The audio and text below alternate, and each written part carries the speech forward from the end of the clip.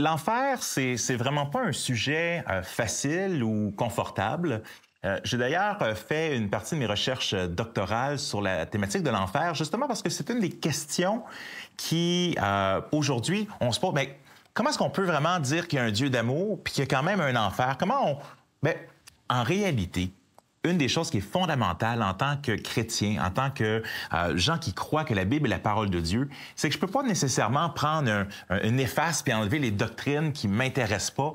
Non, on veut fidèlement enseigner ce que l'Écriture enseigne. Comme le disait un prédicateur, à quelque part, si il y a une bouteille qui c'est marqué poison dessus, puis que j'enlève l'étiquette, ça rend service à personne, même c'est dangereux. Fait que si la Bible nous parle de l'enfer, alors il faut en parler, il faut le réfléchir pour comment est-ce qu'on le présente d'une façon aussi qui peut être expliquée aujourd'hui. Et au niveau des gens à qui on parle. Je me rappellerai à l'âge, quand ma fille, ma plus vieille, avait 4 ans, à un moment donné, elle m'a posé la question, le roi Hérode, il est où? Qu'est-ce que tu veux dire, le roi Hérode, il est où?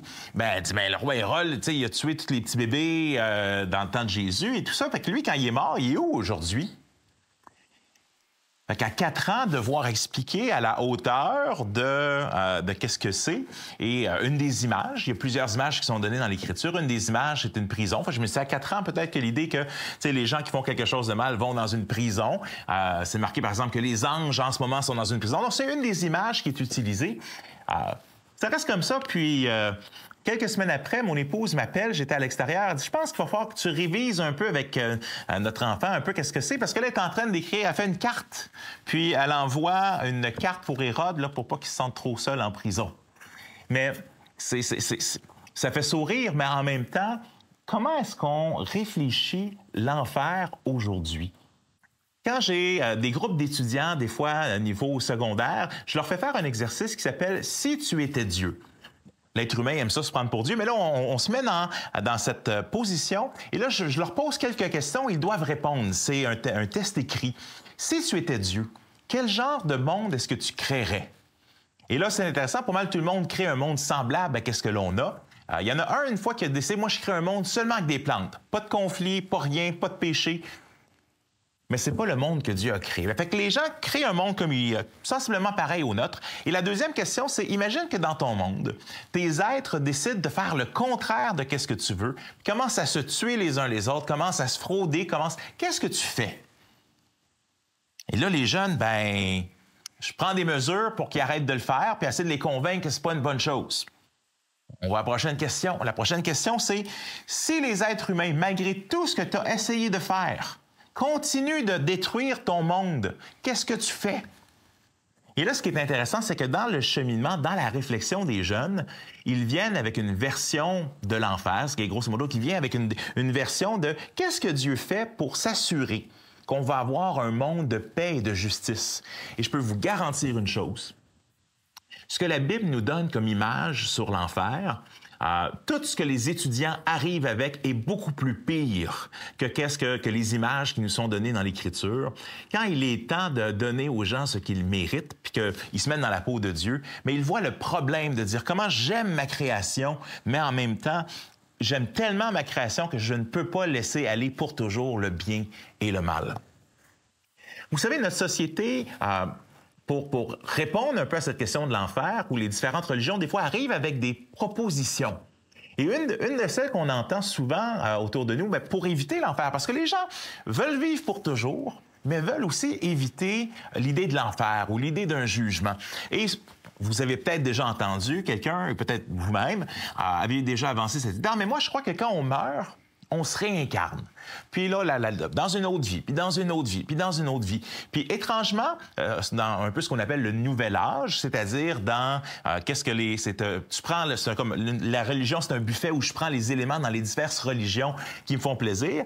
Mais dans les religions dites yogiques, c'est-à-dire comme l'hindouisme, le bouddhisme, les religions orientales, d'où nous vient l'idée de réincarnation, en fait, entre chaque réincarnation, il y a un jugement. Et même dans ces religions orientales, il y a l'idée du karma, par exemple. Le karma, c'est que tout ce que tu fais, toutes les actions, tu reçois un retour. Fait que ce qui est intéressant, c'est que nous, des fois, les Québécois, les Occidentaux, on veut croire à cette réincarnation sans prendre les mauvais aspects qui sont dans les religions orientales, qui disent non, si tu veux croire à la réincarnation, c'est un jugement, pas seulement une seule fois, mais à toutes les fois que tu te réincarnes. Pourquoi? Parce qu'il y a un principe de justice. Puis ce principe-là, on le retrouve dans la Bible. La justice doit être satisfaite. Et c'est justement ça que Jésus vient faire à la croix. Vous savez, c'est clairement écrit dans l'Écriture, on le voit en Matthieu 25, que l'enfer n'a pas été créé pour les hommes. Il a été créé pour le diable, pour ses anges et pour tous ceux qui s'alignent à quelque part avec cette volonté du diable de faire à sa tête. Quand dans la Genèse, le diable va lancer cette tentation, il dit « Viens avec moi ». Il dit « Si tu prends du fruit, là, tu deviendras comme Dieu. C'est un peu « Viens, on va régner ensemble ». Bien, à quelque part, l'être humain a décidé d'être son propre Dieu, de faire à sa tête. Et oui, dans un sens, le monde est devenu un peu une idée de l'enfer sur Terre parce que on a décidé de « je veux rien savoir de Dieu » et Genèse chapitre 4, premier meurtre de l'histoire, Genèse chapitre 5, on a déjà tranquillement l'humanité qui ne pense que toujours au mal. Donc, oui, le monde sur Terre sans Dieu, bien oui, c'est un monde de tristesse, de destruction. C'est un monde où on aspire qu'il y ait une justice. Vous savez, si Dieu est pour faire un monde de paix et de justice, il faut qu'il y ait un bonne sœur à la porte.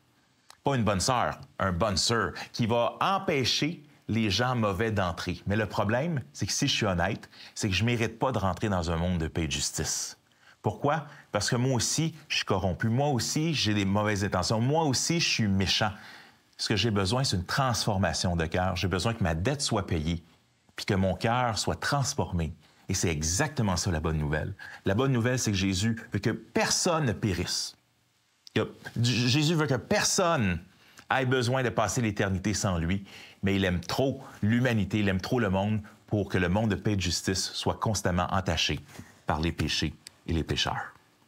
Vous avez des questions ou des commentaires sur ce que vous venez d'entendre? Contactez-nous par téléphone ou réagissez sur les médias sociaux.